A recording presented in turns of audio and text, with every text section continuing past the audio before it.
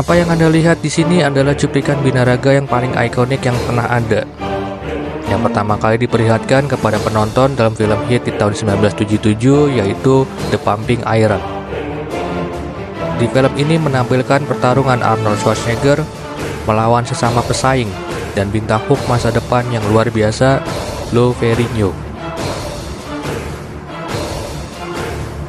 Banyak yang mengasosiasikan film ini dengan permulaan dari binaraga, dan meskipun itu membantu menjadikannya lebih umum. Awal binaraga dapat ditelusuri lebih jauh ke belakang. Dalam film ini, saya akan mengungkapkan sejarah dari binaraga. Latihan kekuatan telah menjadi bagian dari peradaban manusia selama berabad-abad, yang dibuktikan dengan alat pelatihan kuno seperti halter dan klub India.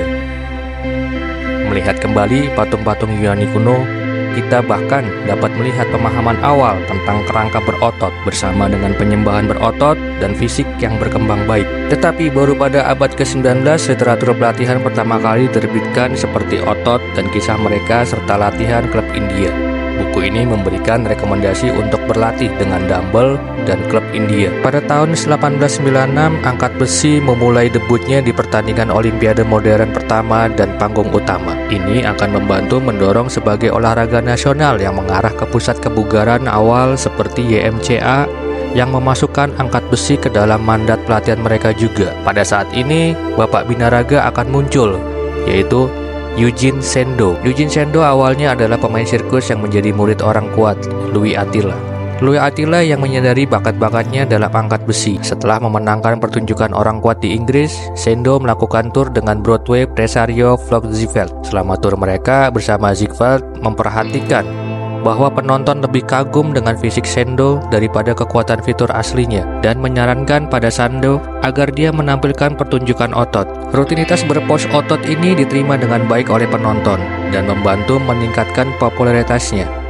Kemudian Sendo membuka lembaga pelatihannya sendiri, memulai membuat majalahnya sendiri, bahkan menulis serangkaian buku tentang cara melatihnya. Dari judul salah satu inilah yang membantu mempopulerkan istilah binaraga, istilah yang sebenarnya pernah digunakan dan sesuatu yang tidak sering dia anggap. Diam-diam dia ciptakan oleh pelatih Boston YMCA, yaitu Robert J. Roberts pada tahun 1881. Sendo kemudian membuat peralatan olahraganya sendiri yang dirancang untuk binaraga. Ini adalah masa ketika peralatan olahraga masih dalam masa pertumbuhan, tapi Sendo tidak sendiri dalam binaraganya.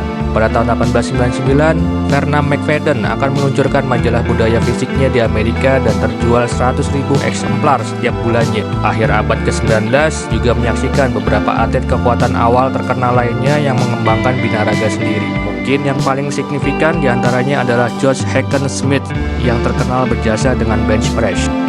Tahun 1901, Sendo mengadakan pertunjukan binaraga pertamanya di Royal Albert Hall di London. Acara tersebut dihadiri oleh 52 peserta yang berjuang untuk tempat pertama yang berhadiah 1000 jenny. Acara tersebut bahkan dihadiri oleh Sir Arthur Conan Doyle, penulis Sherlock Holmes yang terkenal, dan dia sebagai ketua juri dari acara tersebut, dan dimenangkan oleh William I. Murray dari Nottingham, Inggris. Setelah ini disusul dengan pertunjukan binaraga dari Bernard McFadden sendiri pada tahun 1903 yang diadakan di Madison Square Garden, New York. Pertunjukan McFadden sebagian difilmkan dan menyertakan wanita. Awal abad 21 menandai kemajuan tajam dalam perkembangan fisik di kalangan binaragawan berkat metode pelatihan yang lebih mapan dan peralatan yang dilatih pun juga mulai lebih mudah diakses. Berkembang dari sirkus dan bertindak sesuai permintaan caruk pasar. Tetapi literatur pelatihan hobi yang dihormati menjadi lebih banyak tersedia, dan ikon binaraga baru mulai bermunculan seperti Charles Atlas yang berkampanye di iklannya yang terkenal memenuhi buku, komik, dan majalah. Francis X. Bashman membuat gebrakan terbesar sebagai ikon fisik awal dalam film-film terkenal seperti Ben-Hur. Ia menjadi salah satu bintang film bisu paling terkenal di Amerika Serikat berkat fisiknya yang pertama kali mendapat perhatian dari produser film. Pengendalian otot dan latihan barbel yang diterbitkan pada tahun 1930-an memberikan gambaran sekilas tentang bentuk mengesankan dari banyak binaragawan. Dan di tahun 1930-an juga akan melihat peningkatan ikon binaraga wanita, dan mungkin yang lebih terkenal adalah Abby Stockton Di samping menulis untuk kekuatan dan kesehatan, Abby juga merupakan model terkenal yang ditampilkan di majalah kehidupan. Bahkan dia melatih Marilyn Monroe dan popularitasnya semakin meningkat dalam dunia binaraga. Peralatan gym multistation modern yang kikuk di masa lalu dengan cepat dikalahkan oleh peralatan gym baru. Hilanglah masa di mana Sendo sendiri yang mengiklankan multistation ekstrak. Sekarang pasar kebugaran berkembang untuk mengakomodasi banyak produk.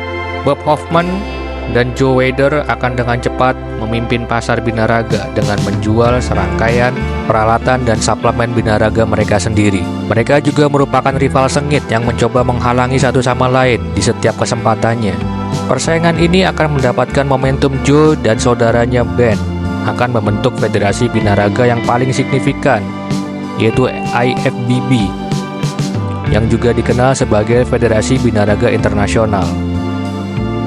Pada tahun 1940-an terjadi peningkatan dalam binaraga kompetitif secara internasional yang dimulai oleh kompetisi Mister Amerika pertama pada tahun 1939 yang diselenggarakan oleh Persatuan Atletik Amatir. Acara tersebut menjadi semakin kompetitif sepanjang tahun 1940-an dan 1950-an.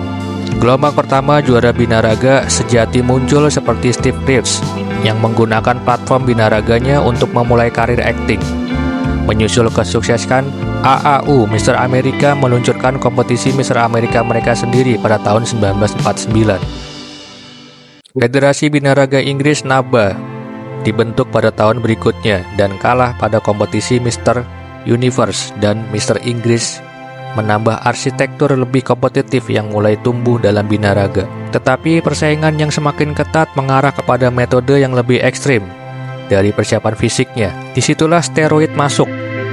Kisah ketika steroid anabolik mulai digunakan dalam binaraga adalah kisah yang suram.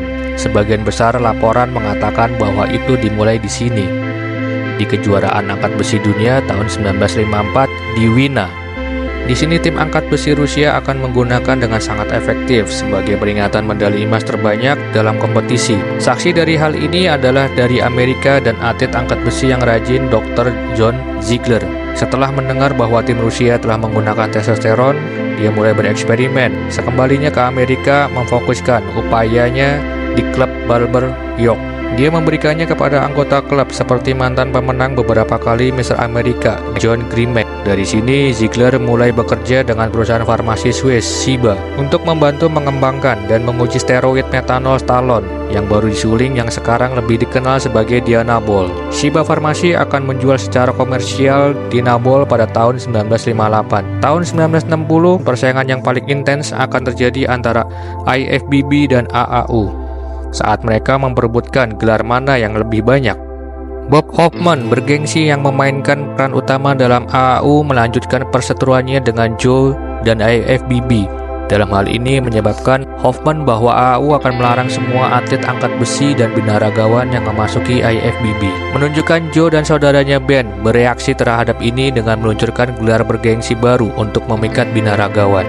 Gelaran Mister Olympia pertama kali berlangsung pada tanggal 18 September 1965. Kompetisi Mister Olympia pertama kali dimenangkan oleh Larry Scott, mantan pemenang Mister Amerika dan Mister California.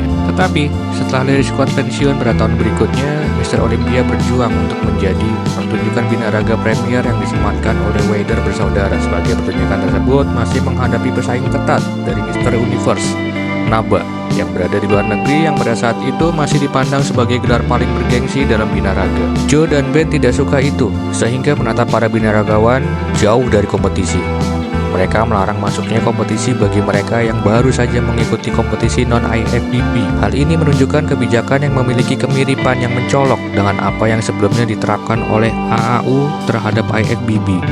Namun kebijakan ini akan menjadi bumerang bagi mereka yang putus sekolah karena kurangnya kompetisi kelayakan. Berarti bahwa pemenang Mister Olympia tahun 1971 akan berlari tanpa lawan. Tetapi untungnya pemenang mereka adalah Arnold Schwarzenegger yang dikenal sebagai pohon ek Austria. Selama karir binaraganya, Arnold membuat gebrakan besar dalam dunia binaraga ketika dia pindah ke Amerika dan mulai berlatih di Gold Gym. Dia mulai dengan cepat peringkat binaraga dengan memenangkan banyak gelar. Dia kembali dari pertandingan terakhir di tahun 1969 ke Sergio Oliva untuk memenangkan Mister Olympia di tahun 1970. Meskipun Olympia tahun 1971 yang terkenal kejam, melihat Arnold tidak mendapat lawan di kompetisi berikutnya. Dia bersaing dengan binaragawan seperti Frank Zane, Sergio Oliva, dan Franco Colombo. Tetapi kemenangan di Olimpia tahun 1975 yang akan menjadi subjek drama Pumping Iron yang kemudian mengubah binaraga selamanya. Pumping Iron rilis 1977 yang memamerkan Arnold dengan Lou Ferrigno saat mereka berdua menghadapi Olimpia di tahun 1975 yang disutradarai oleh George Butler dan Robert Fury, memberi penonton wawasan yang nyata tentang dunia binaraga yang aneh dan dinamis. Arnold akan menjadi yang teratas melawan Lou Ferrigno bersama dengan yang terbaik binaragawan lainnya seperti Sergei Bray dan Franco Colombo. Akan tetapi kemenangannya di acara itu tidak ada apa-apanya dibandingkan dengan kesuksesan memompa besi yang langsung menjadi kesuksesan yang diakui secara kritis dan membantu membawa otot ke arus utama. Arnold secara resmi pensiun dari binaraga di Mr. Olympia di tahun 1975 dengan Frank Zane mengklaim gelar di masa depan. Arnold akan kembali di Olympia di tahun 1980 dan merebut kembali gelar tersebut dalam kemenangan yang sangat kontroversial. Tetapi ini akan menandai binaraga kompetitif terakhirnya yang menunjukkan bahwa kesuksesan Arnold akan melampaui binaraga. Keberhasilan Arnold yang tenaga besi yang memompa menjadi bintang dan dia dibombardir dengan peluang baru baik dalam film maupun iklan. Di saat yang bersamaan, Lou Ferrigno juga akan mendapatkan peran penting hasil dari kesuksesan film Hook dan Hercules yang luar biasa. Dalam Pumping Iron, akhirnya membawa binaraga menjadi sorotan dan dirilis di seluruh Amerika. Dalam babak ini, membantu mengubah persepsi publik tentang angkat beban dari hobi khusus untuk pria menjadi aktivitas modis dalam mengejar pengembangan diri yang diinginkan oleh binaraga wanita yang akhirnya mendapatkan kesempatan untuk berkompetisi di panggung besar. Pada tahun 1980, ketika IFBB memperkenalkan kompetisi Miss Olympia dan pemenang kompetisi tersebut adalah Rachel McLeish yang juga akan memulai film dokumenter Pumping Iron 2 yang kurang terkenal. Sementara Rachel membanggakan fisik atletis yang mengesankan sebagai juara pada dekade berikutnya yang akan menjadi saksi sejarah binaraga wanita. Yang akhirnya Mr. Olympia dikukuhkan sebagai pertunjukan binaraga utama dunia, tetapi dengan prestige pertunjukan dan tingkat kompetisi yang lebih tinggi dan batasan yang lebih ketat untuk masuk dalam kompetisi Mr. Olympia. Ke tahun 1990-an akan mengantarkan tingkat ukuran yang benar-benar baru dalam hal binaraga, karena olahraga ini mengambil arah ke ekstrim yang tidak diketahui, khususnya pad yang meningkat pesat di kalangan pesaing. Fisik binaraga di tahun 1950-an dan 60-an mulai terlihat sangat berbeda dari tahun 1990-an. Binaragawan dengan era yang menjadi terkenal sebagai zaman monster era ini akan mencapai puncaknya. Persaingan binaraga terbesar saat Jay Cutler dan Ronnie Coleman berulang kali bertarung memperebutkan mahkota Mr. Olympia. Dengan banyak orang sekarang ini menganggap Ronnie Coleman binaragawan terhebat sepanjang masa. Saat ini Mr. Olympia masih berdiri sebagai pertunjukan binaraga terbaik di dunia, meskipun kelas pertunjukannya telah sangat didiversifikasi, baik untuk pria ataupun wanita, seperti yang terjadi pada pertunjukan besar lainnya. Mungkin kelas tambahan yang paling menonjol adalah divisi fisik klasik, yang bertujuan untuk meniru tampilan tersebut yang bernuansa binaragawan tahun 60-an, 70-an, dan 80-an.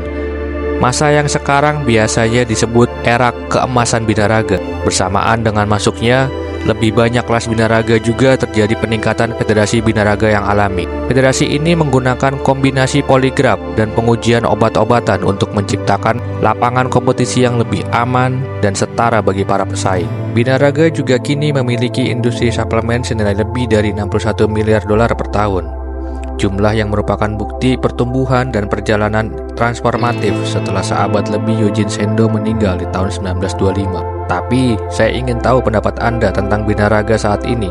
Apakah Sendo akan mengagumi beberapa bentuk fisik binaraga yang lebih besar dari kehidupan saat ini? Atau akankah Sendo melihatnya sebagai perpindahan dari cita-cita Yunani yang pernah dia investasikan? Atau akankah Sendo melihat kinerjanya meningkatkan obat-obatan sebagai keajaiban ilmu pengetahuan atau menghilangkan pandangan paling murni tentang perkembangan fisik dan kesehatan?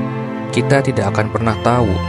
Tetapi Yang kita tahu adalah bahwa Eugene Sendo mewakili usia dini binaragawan yang meskipun ia hanya memiliki sedikit pekerjaan, tetapi bertahan untuk membantu melihat binaraga hingga seperti saat ini. Eugene dan rekan angkatannya mungkin sudah lama hilang, tetapi mereka tidak dilupakan.